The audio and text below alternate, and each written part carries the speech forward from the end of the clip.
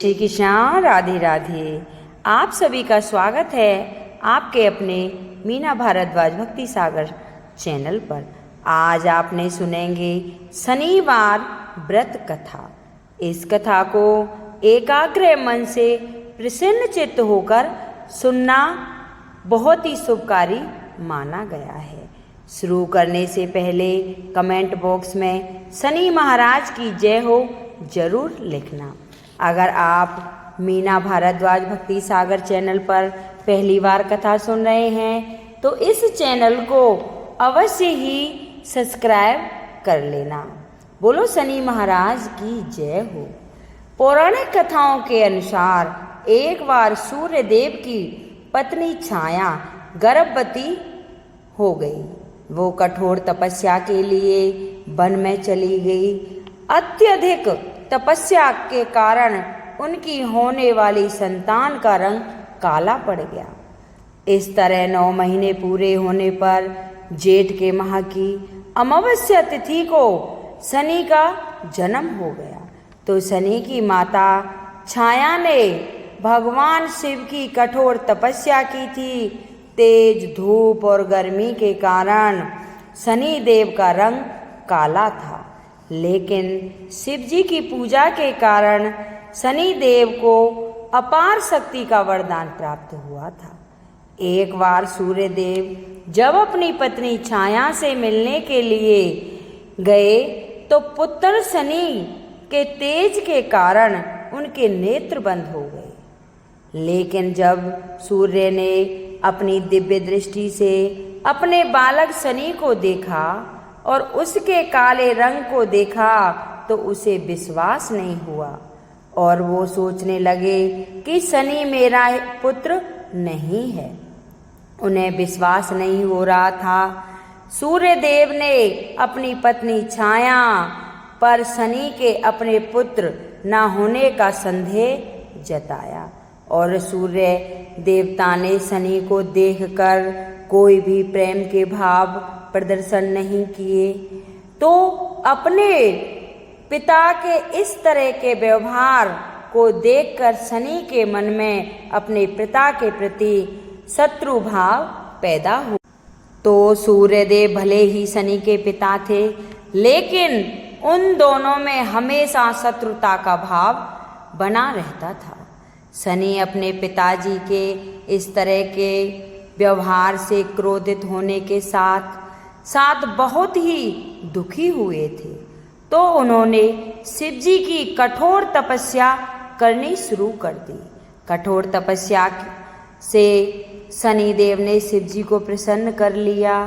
शिव जी को प्रसन्न होकर देवों के देव शनि देव को उन्होंने दर्शन दिए और वरदान मांगने को कहा।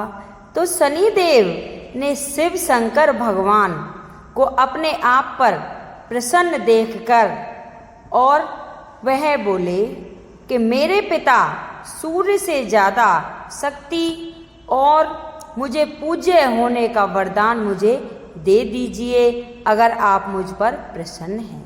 मेरे पिता सूर्य ने मेरी माता का अनादर किया है। तो शिव जी ने शनि देव की कठोर तपस्या से प्रसन्न होकर उन्हें ऐसा ही वरदान दे दिया। इसके बाद वो 9 ग्रहों में सर्वश्रेष्ठ स्थान मिला और वो सर्वोच्च न्यायाधीश और दंडाधिकारी बन गए। शिव जी ने उन्हें आशीर्वाद देते हुए बोले कि शनि केवल साधारण मानव ही नहीं बल्कि देवता, असुर, गंधर्व, नाग, विद्यार्व सभी तुम्हारे नाम से भयभीत रहेंगे। इस तरह का आशीर्वाद देकर शनि देव को और शिव शंकर वहाँ से अंतर्ध्यान हो गए। शनि देव बहुत ही प्रसन्न हुए। एक समय की बात है कि इस सूर्य लोक में सबसे बड़ा कौन है। इस प्रश्न को लेकर सभी देवताओं में वाद विवाद शुरू हो गया। वाद विवाद बढ़ते बढ़ते युद्ध की नौबत आ गई तो सारे देवता इंद्र के पास पहुँचे और बोले, हे देवराज, आप ही को न्याय करना होगा कि 9 ग्रहों से सबसे बड़ा कौन है। तो देवताओं का प्रश्न सुनकर देवराज इंद्र बहुत ही असमंजस में पड़ गए और कुछ देर सोच विचार करने के बाद बोले, हे देवतागणों, मैं आपके इस प्रश्न का उत्तर देने में असमर्थ हूँ।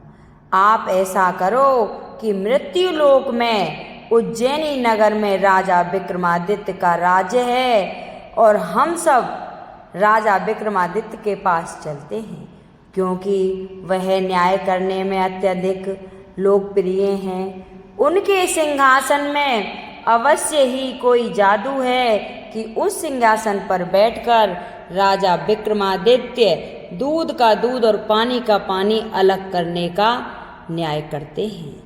तो देवराज इंद्र के आदेश पर सभी देवता पृथ्वी लोक में उज्जैनी नगर में पहुंच गए। देवताओं के आगमन का समाचार सुनकर स्वयं राजा विक्रमादित्य ने उनको स्वागत किया।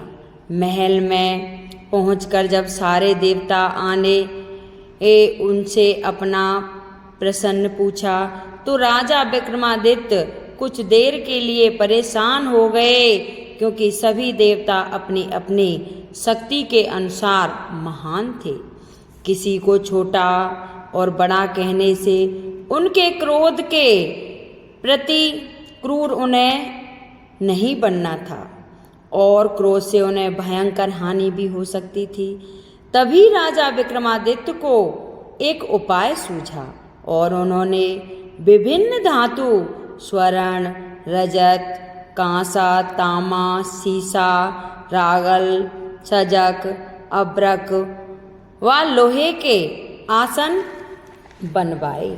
सभी धातुओं के गुणों के अनुसार सभी आसनों को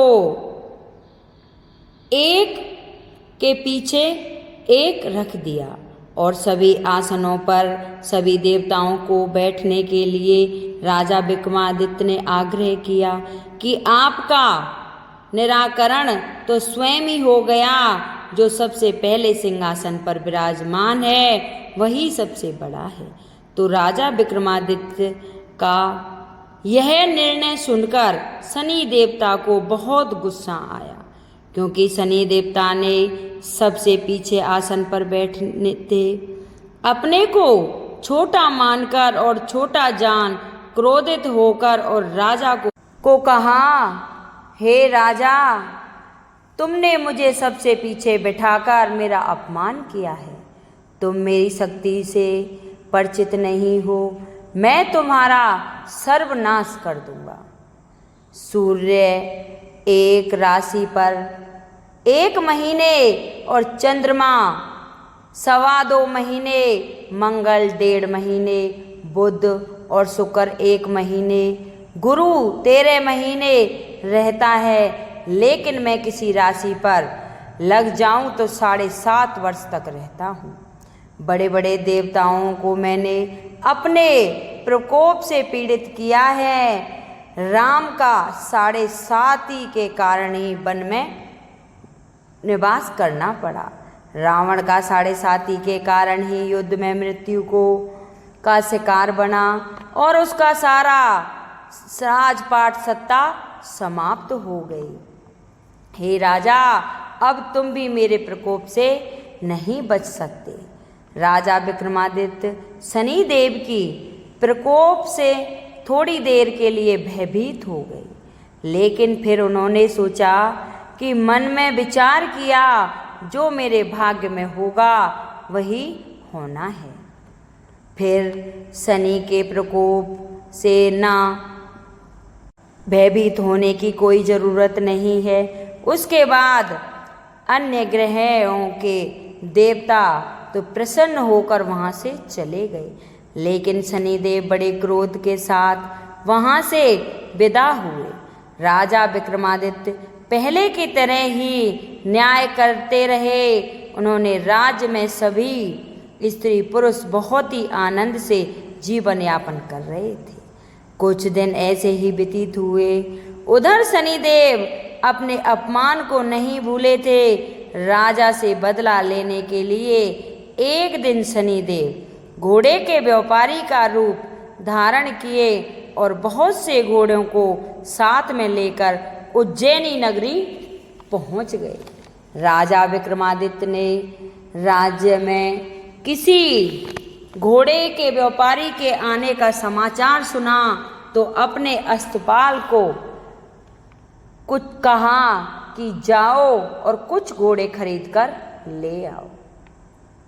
जैसे ही राजा की आज्ञा पाकर अस्तपाल वहां पर पहुंचा और घोड़ों को देखा तो वह बहुत ही खुश हुआ, लेकिन घोड़े का मूल्य सुनकर उसे बहुत धक्का लगा कि इसकी तो कीमत बहुत ज़्यादा है।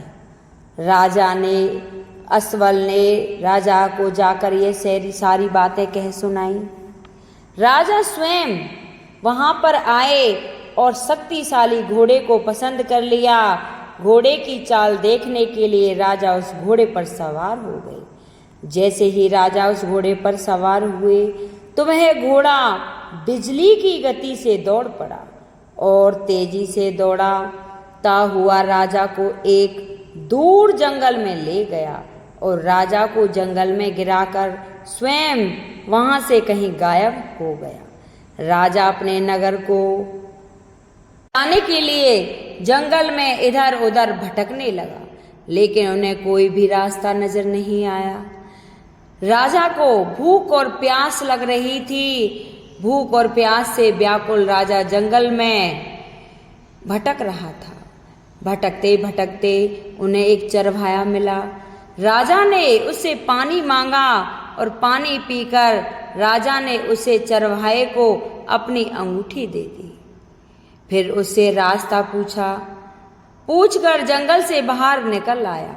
पास के नगर में कुछ देर आराम किया और उस सेठ ने भी राजा से बातचीत की। राजा ने बताया कि उज्जैनी से आया हूँ। राजा के कुछ देर दुकान पर बैठने से उस सेठ की बिक्री दूनिया दून हो। जब इतनी सेठ की बिक्री हो गई तो सेठ ने सोचा कि इसे क्यों ना अपने घर में ले जाया जाए और इसे भोजन कराया जाए।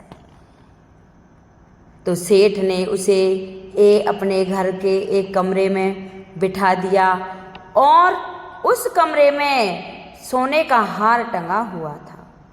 अब राजा भोजन करने लग गया तो जैसे ही सेठ अंदर आया उसने देखा कि खूंटी पर हार नहीं है और उससे पूछा कि मेरा हार कहाँ है।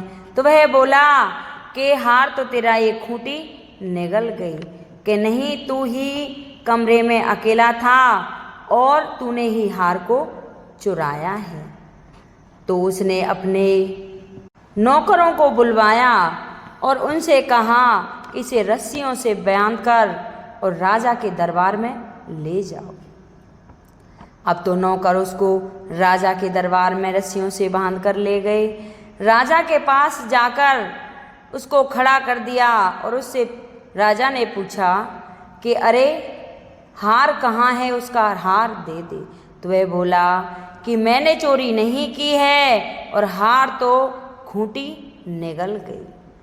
तो राजा को विश्वास नहीं हुआ। राजा ने आदेश दिया कि इसके हाथ पैर कटवा दो और इसे चौराहे पर बिठा दो। अब तो उसके हाथ पैरों को काट दिया गया और चौराहे पर बिठा दिया। वहाँ कुछ दिन व्यतीत हुए। वहाँ से एक तेली निकला और तेली उसे अपने घर ले गया। अब तेली घर ले गया तो वो कोलू चलाता और बैलों से बातचीत करता। धीरे धीरे उसकी साढ़े साथी समाप्त हुई। इधर वर्षा ऋतु आ गई थी। विक्रमादित्य एक रात मेघ मल्हार गा रहा था। तभी राजा के नगर की राजकुमारी अपने रथ पर सवार होकर उस तेली के घर के सामने से गुजरी और उसने उस तेली की मल्हार सुनी तो उसे बहुत ही अच्छा लगा। और दासी को भेजा कि जो गाने वाला मल्हार है उसको बुलाकर यहाँ ले आओ।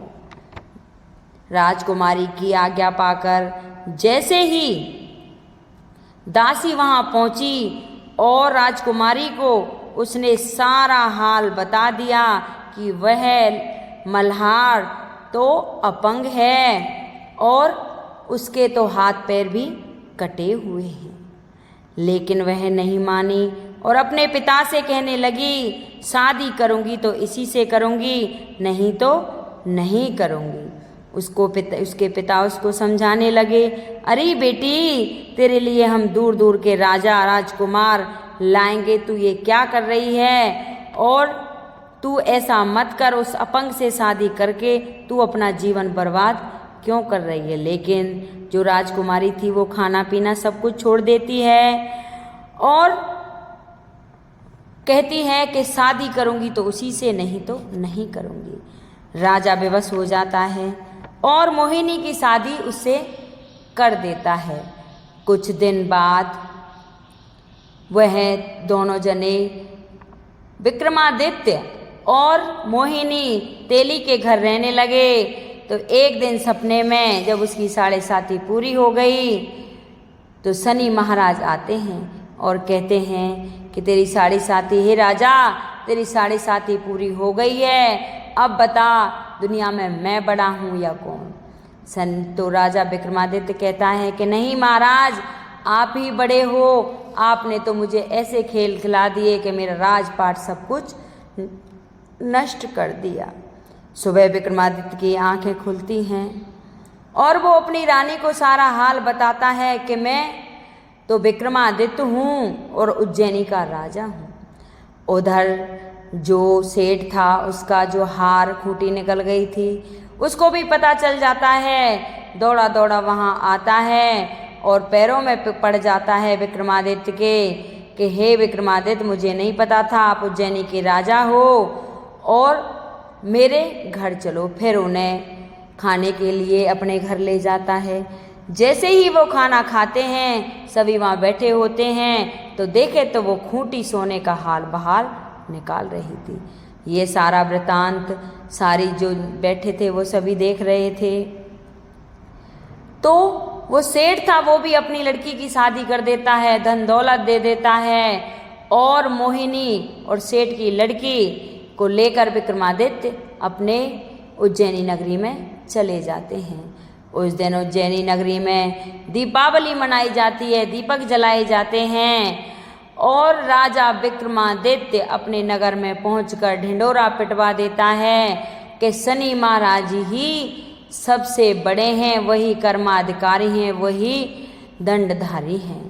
अगर कोई गलत कर्म करता है तो शनि महाराज उसे अवश्य ही दंड देते हैं। इसलिए सभी शनि देव की पूजा करें, पीपल में जल चढ़ाएं, शनिवार के दिन पीपल में तेल का दीपक जलाएं और पीपल को सींचें जो और उनकी कथा सुनें। अगर कोई व्रत करता है, कथा सुनता है, पीपल सींचता है, दीपक जलाता है तो उसकी 7.5 खत्म हो जाती है और शनि देव महाराज उस पर प्रसन्न हो जाते हैं और मनवांछा फल देते हैं। हे शनिदेव महाराज, जैसे उस विक्रमादित्य को खेल खिलाए, उसके किसी को न खिलाना, उसको पीछे दिया जैसे ही सबको देना। अगर मेरी ये कथा किसी को अच्छी लगी हो तो लाइक सब्सक्राइब करें, कमेंट बॉक्स में जय शनिदेव महाराज की जरूर लिखें। बोल शनि महाराज की जय।